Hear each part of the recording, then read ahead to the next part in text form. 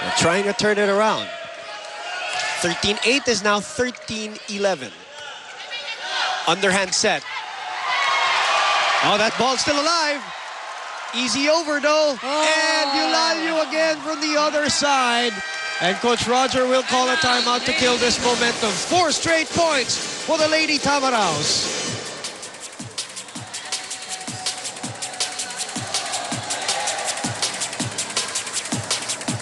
Spiker. Sabi ko sa inyo, wag nyong soliduhin dito sa isang lugar. Dalawa yan eh. Ang palo ng quicker, palo mo, cross court. Dito, bantayan mo yung dalawang cross court. Hindi lang yun dong sa isang side. Ha? Then pag gano'n, wag naman laging short ball na. Pwede mo namang itaas yun.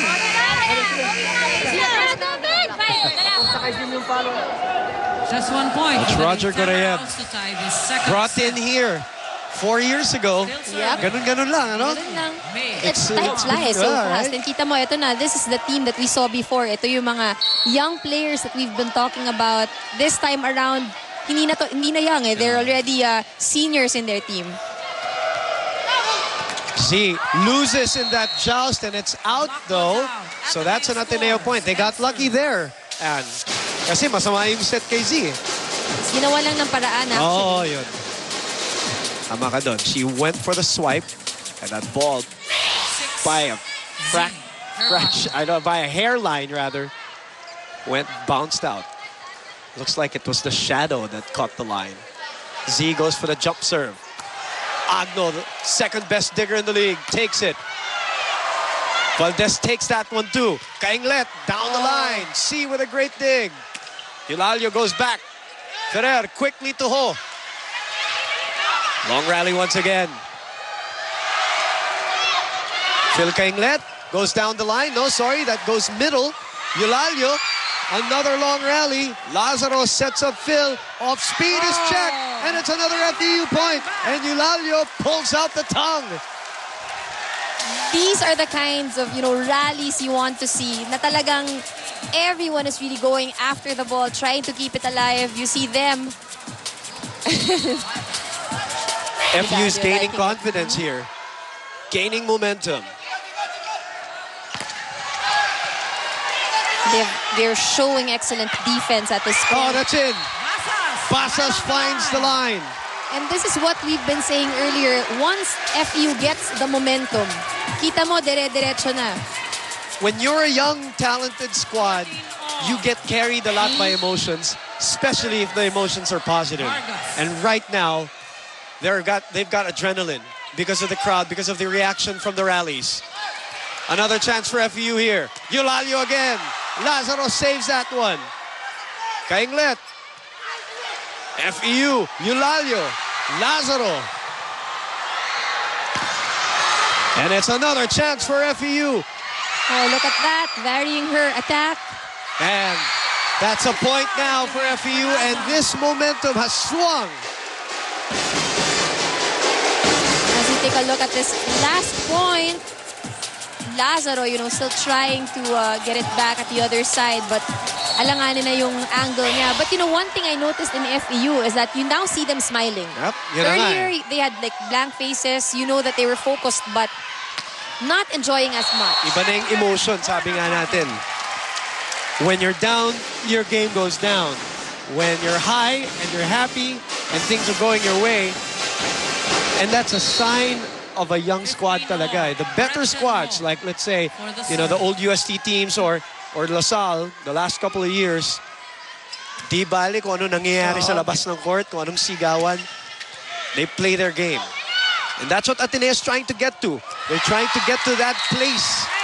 Off-speed shot. 16-5, and guess what? Ateneo still gets to the technical timeout first. Exciting action live here on Studio 23. Second.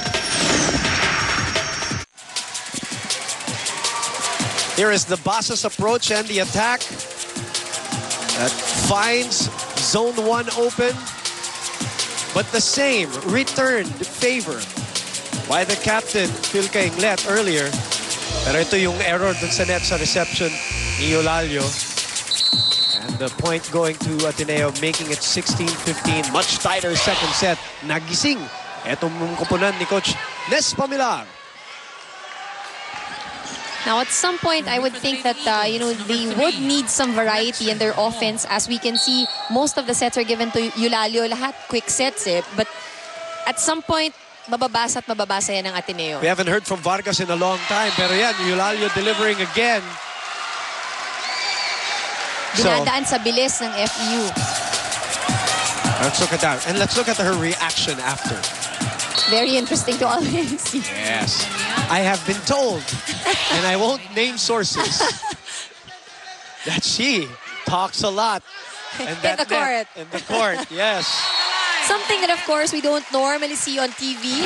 But it's part of the game. Yeah, it's part of the game. Were you a talker when you were playing? I wasn't. You were quiet? You quiet. let your game do your talking, and... I was really quiet. I was the shy type. Giselle C trying to do a Jem Ferrer there. Valdez backtracks. Wise move by the rookie. Little separation here. 18 serving 16. Gagaling pa itong Eliza Valdez. She is in a lucky position and she comes in, a lot of talk about her, but she doesn't become the focal point. Diba? Dahil may mga kasama siyang veterano at magagaling din. And that will always do you well, even if you're a star player already from whatever school.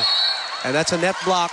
So Ateneo gets that point. It's like, if I talk about basketball quickly, it's like Kiefer Ravena. He goes to an established program like Ateneo with great players. It makes the transition really easy. FEU score 16, FEU 19. May, tingnan mo. Dami siya kasasabi lang na ano eh. So drop ball, nakitang-kita na yung kamay. Nakaganong kagad, di ba? So magsalita kasi ikaw, magsalita na ikaw, nakikita mo yung ano gagawin na spiker sa nas mahaba ka. Nandito ka sa likod. Sigawan mo yung kasama mo. Para magising-gising, baka nadilibang. Kailangan kayo mga kailangan.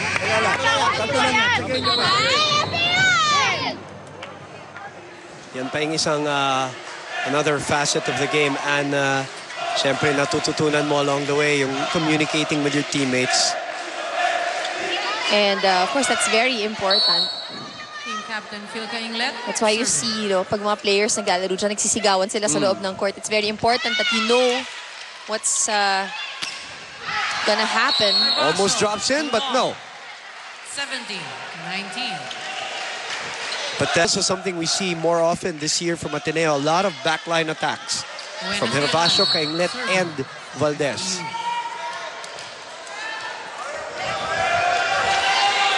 (17 serving 19). Ferrer. Combination again through the block. Boy, this girl is strong. With that frame, this UST standout is very strong. Look at that full swing. The form is also very good. And the wrist action. And she's just going to get stronger. Just like some of these FEU players.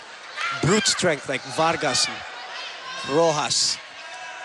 And now they're developing Basas. There's Rojas in the middle. Hervasio close to the net.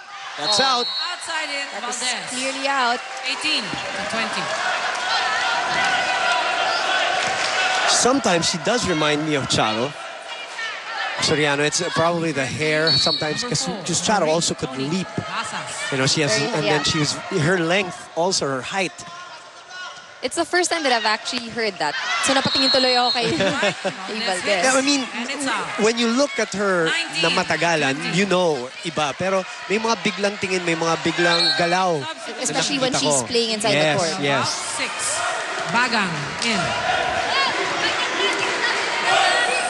Service. Basas. For those who don't know who we're talking about, of course, a former star player of Ateneo is on the bench right now beside Coach Roger Gorayeb when she was playing as Vargas. Vargas, regalo. It's Christmas, unwraps the gift, and ties the game at 20. Ito yung regalo, at ito yung palo. Ateneo. Score 20. Let's listen to Ateneo. Kontrolado nyo yung emotions, so kontrolado nyo yung kilos nyo. Hindi pagka nakakita kayo gano'n, haharumpakin nyo. Hindi naman pala kayo sigurado. Iibabaw lang ganun lang. Okay, tinakbo sa'yo dito. Pwede mo na. Ang ganda naman nung isinet sa'yo. Single block, hindi naman 6 yung bumlock. Bakit kung makakabi ka, papunta pa dun sa ibaba? Pwede mo nga paluan ng diretso eh. Pwede papunta dito, pacheck mo palabas dito. Wala, chance mo.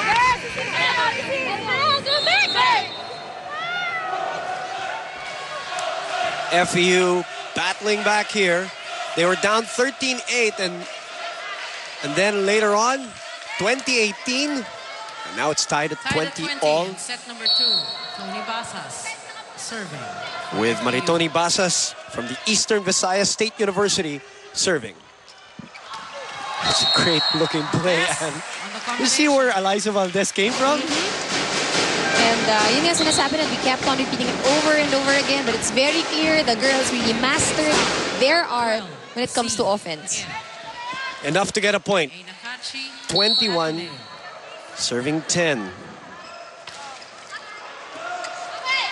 Giselle calls out Rosemary. Bounces back, an offensive block from Ziervasio for the 2-point lead for the Lady Eagles.